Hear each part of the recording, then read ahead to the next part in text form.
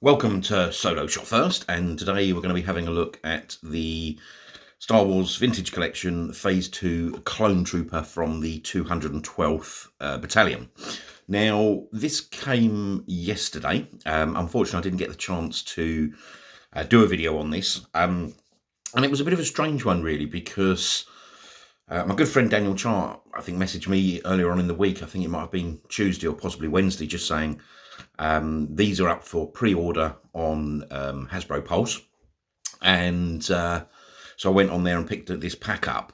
And then I think it was literally within a day or two. I think it was a day. They actually just said these clone troopers were ready for dispatch. So they actually had these in stock, which I think it's not a first for Hasbro. Don't get me wrong, but it was quite unique that they sort of put them up for pre-order, and then and then they were sort of distributed straight away. So quite a nice touch there. So in terms of the actual packaging for this is I've seen this style of packaging before on various different occasions, and I quite like this packaging anyway. Just quite simply because, yes, it's quite simple, but it does the job, and these are obviously perfect for army building. So on the back of the packaging, it simply shows you the 4 clone troopers that you're getting in this pack. So you get 3 regular clone troopers, and you get the Waxer figure.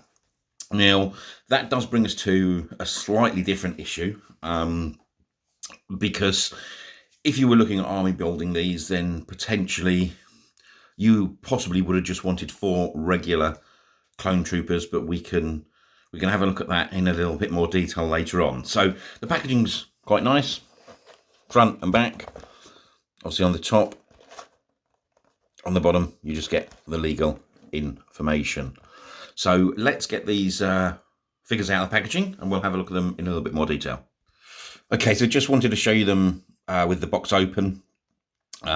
Just how these come. These are obviously quite regular and quite standard now. That's that legal leaflet, but you just get the 4 troopers in that. It's sort of, well, I like to class it as tissue paper, but it is that sort of waxy tissue paper. So let's get the 4 out, and we'll actually have a look at those figures in more detail. Okay, so here is the 4 figures, as you can see, out of the packaging, and it's more a case of looking at first impressions. They've used beautifully, obviously, the Phase 2 clone mold, which is really nice, and this is the first time that I've actually sort of seen these in hand. I do have that sort of Phase 2 clone trooper from Andor, but I haven't got round to opening that yet. So, in terms of sort of the body sculpts, these look really, really nice. You can really sort of see a massive difference between the quality of these and the sort of the Phase 1 trooper, just in terms of how the armor looks on the actual figures themselves. You can really tell that there is, or there could be, actually a person inside under that armor, which is, which is very different to the sort of the Phase 1 clone with that with their very spindly legs. However, I've never really, it's just quite a funny one, because I've never really had a massive issue with those clones. For me, they're great at army building, but then when you do actually put them in comparison to these and how these look, these are far, far superior. So this is a really, really big step up in terms of articulation. As you would expect, these have got great articulation. So you've got articulation at the head, articulation at the shoulders. These actually come with these very soft pads, which I think, occasionally on them, you're going to just have to lift that sort of pad over the shoulder if you're trying to get those figures into a pose. But that's not a problem at all. Articulation with a swivel and a crunch at the waist. Articulation at the elbows, at the wrists, and also with a hinge in the wrist. They do have that new sort of butterfly style hinge, which is fantastic. So you can get them in some awesome poses, articulation at the knees, ankles, and it has the rocker ankles as well. So in terms of the articulation, this is, you know, you're not going to be able to better this clone, I don't think, and they do look really, really impressive. So if you're thinking about sort of picking this pack up, it's certainly worth it in terms of the army builder side. However, that then brings you to the one, I wouldn't say this is a fly in the ointment at all, but it brings you to the Waxer figure. Now, the figure itself, again, is great, and to differentiate it between that and the other sort of standard clones, you do obviously have some nice detailing on his helmet. I think there is the image there on the top of the little girl that they save in the Clone Wars.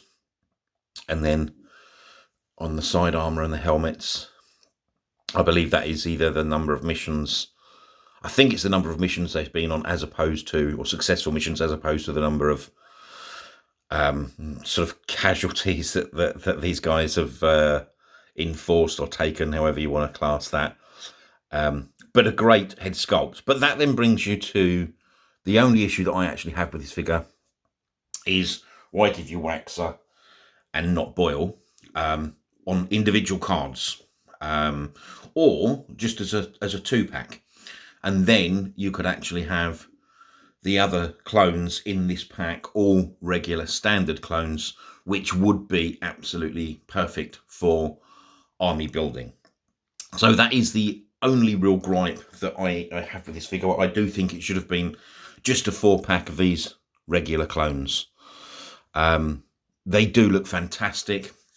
As I said, it's nice to have Waxer, but if you have Waxer, then you also need Boyle, because those two are obviously on that mission where they save that little girl. Yeah, I think that's just maybe a bit of a trick miss, because if you're going to try and army build this, then you get multiple packs. I was looking on the Hasbro site, and I think they sort of said you could get, it was limited to sort of 5 per customer. I say limit, that was an awful lot of money, because these tended to be, I can't remember the exact price. I think it was about 60 something pounds.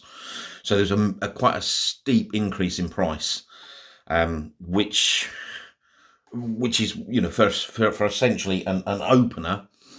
Yeah, I think, and please correct me if I'm wrong there. I'm not 100% sure on that cost, but I certainly know it was in the 60s region, something in the 60s, which I think is quite steep for this.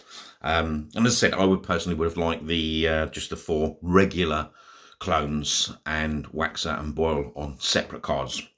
However, other than that, you can't fault the actual clones and the look and the articulation. In terms of the weapons and accessories that you just get with these, all 4 clones come with their sort of standard regular blaster.